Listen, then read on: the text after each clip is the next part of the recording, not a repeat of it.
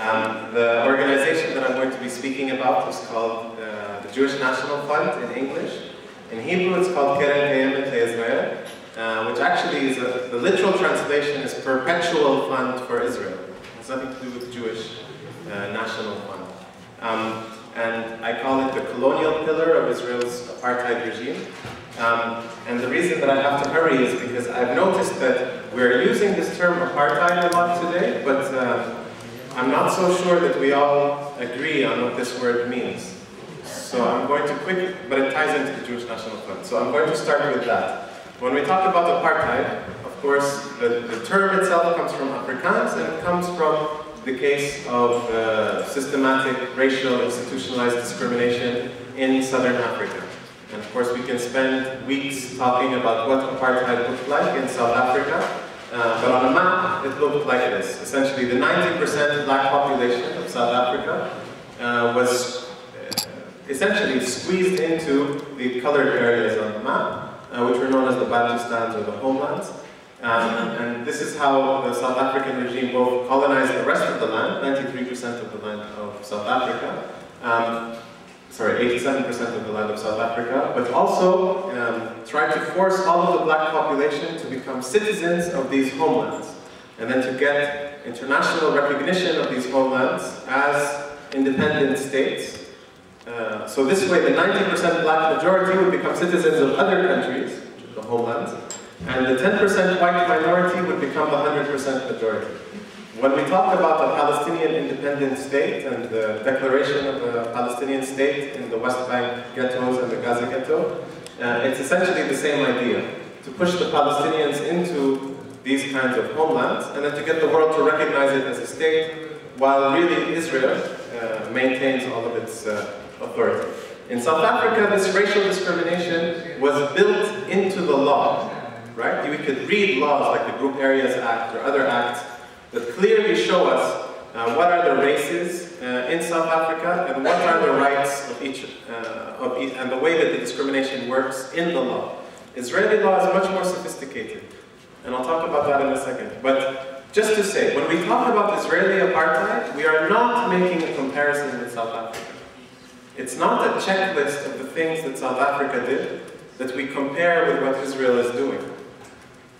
When we talk about South Africa, when we talk about Israeli apartheid, apartheid is a crime that's defined under international law.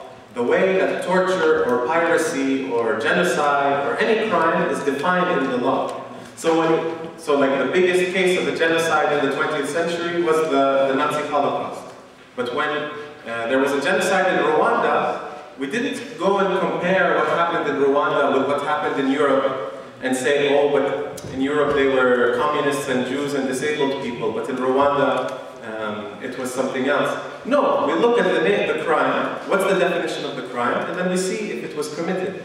In the mid-1970s, after the Soweto uprising and the Soweto massacre, the UN put out the International Convention for the Suppression and Punishment of the Crime of Apartheid. And in this convention, we have a clear definition. This is Article 2 of the convention. What is apartheid? I know you're all reading. You don't have to read it. Just the second part, that if crimes, if human rights violations are committed for the purpose of establishing and maintaining domination by one group over another group.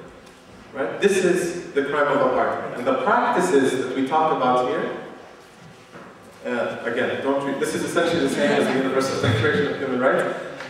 If any one of these crimes, like denial of return, for example, is committed in the context of institutionalized discrimination to maintain domination by one group over another group, we have a crime of apartheid.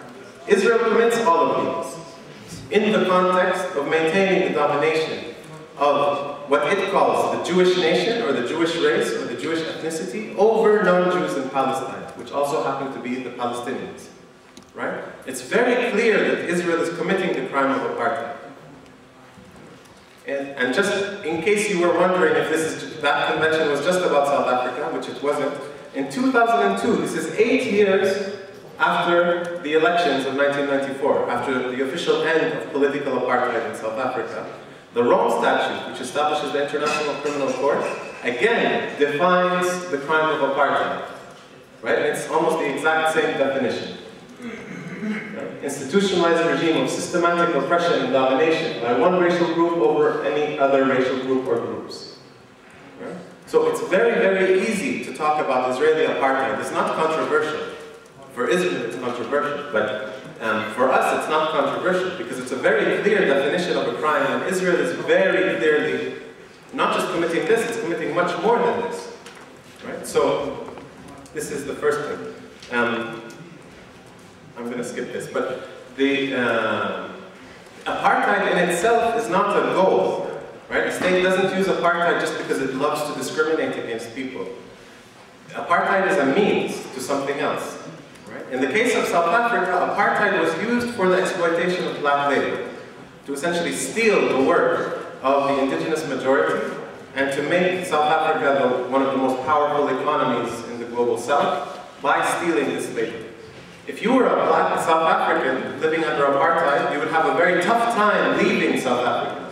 Most of the blacks who tried to leave South Africa were considered to be trying to join the resistance outside, the armed resistance outside. So South African apartheid regime actually tried to squeeze everyone, keep them inside South Africa. Israel has an entirely different goal, right? We were talking about Zionism yesterday. The goal of Zionism has been to transform the land into a Jewish state, to essentially take all of the land of Palestine and remove the Palestinians from this land and replace them with Jewish people. Right? So the apartheid system, the institutionalized discrimination of Israel on both sides of the Green Line, in Gaza, the West Bank, and in Israel itself, and of course the biggest part being keeping the refugees out, has been to keep the Palestinians out and to keep kicking them out and to take over their land and to replace them with Jewish-only settlements. And this is one of thousands of quotes that we can find from, until today, of Zionist leaders and how they talk about Zionism and about their goals. Now, the real topic of my presentation is the Jewish National Fund. The Jewish National Fund was set up in 1901 by the Zionist organization specifically to do the work regarding land, to acquire land in Palestine. An already established civilization to just move voluntarily. They had to force them to leave. Right? So the Jewish National Fund actually played a very key role in 1948 in the process of expelling the Palestinians. It was the place that kept, and if you haven't read it, you should read Elan Pape's book, The Ethnic Cleansing of Palestine. It's in the very beginning, pages 17 to 22.